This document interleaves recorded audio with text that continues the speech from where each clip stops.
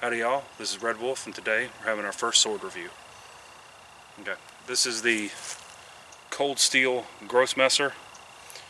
It has a 32-inch single edge blade with a, I think it's an 11.5-inch handle. The pommel is a solid piece of steel. There's a little bit of flare in it, kind of the hawk's beak style look to it, and the cross guard with a noggle here. These are based on the medieval Renaissance German sword. Grosse Messer translates as big knife, which comes from an old German law that peasants can't have swords, and swords are defined as double-edged blades.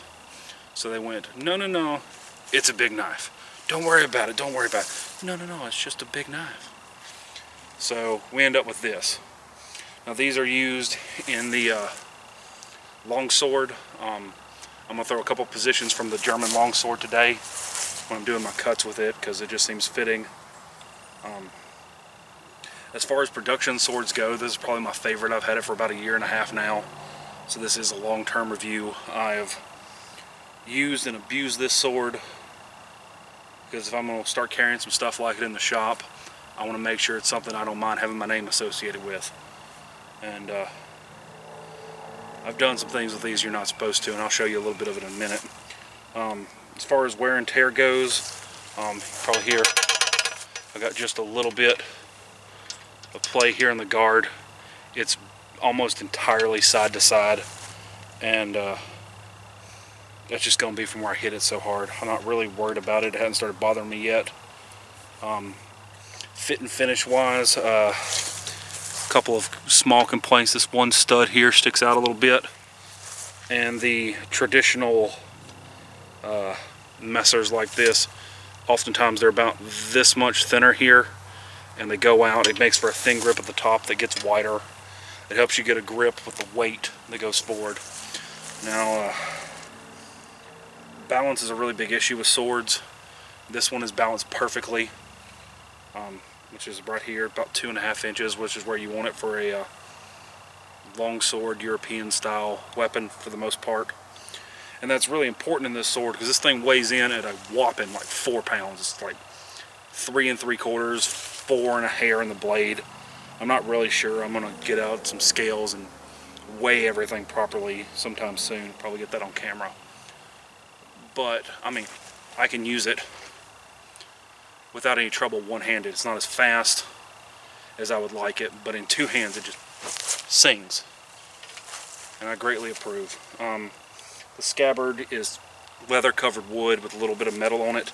My one big complaint is that it doesn't have any kind of mounting system on it for a sheath. Traditionally, they have a stud that sticks out so that when you put it, or a hook, so that when you put it into a frog, which is a knife holding device, you can move it so that you can have like one that sits straight up and down on your belt, one that sits like this.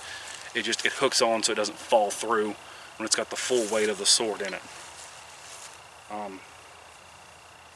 far as sharpness on these goes, where'd the stick go? Now this is still largely factory sharp. I haven't taken it to anybody to get it redone, but I mean, these things come sharp even way down here right out of the factory. Matter of fact, this thing's actually so well balanced, it's easier to do this with than some of my Bowie knives. It's sharper up here at the top, but a little bit harder to use because of the leverage against my hand. Chopping is really where this thing excels at.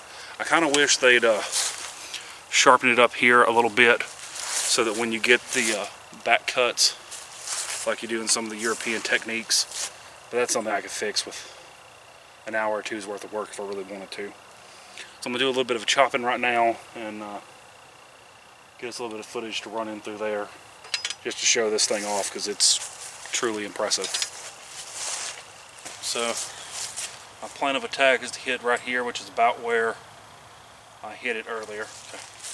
So the plan of attack is to come in and strike it right here, and I don't think I'm going to give it a full 6 blows. I'm pretty sure this thing won't stand up to it.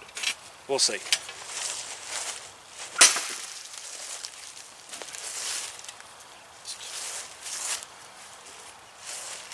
one.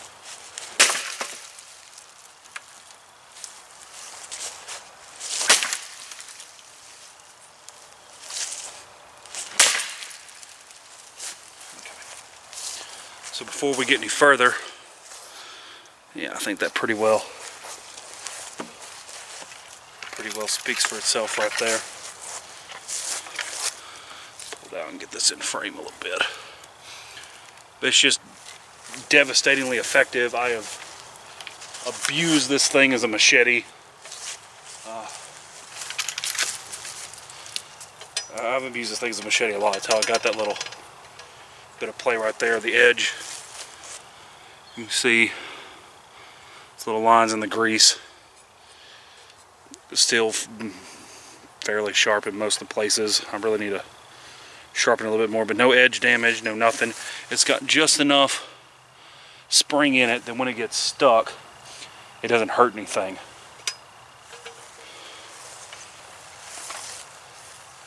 Final thoughts on this bad boy.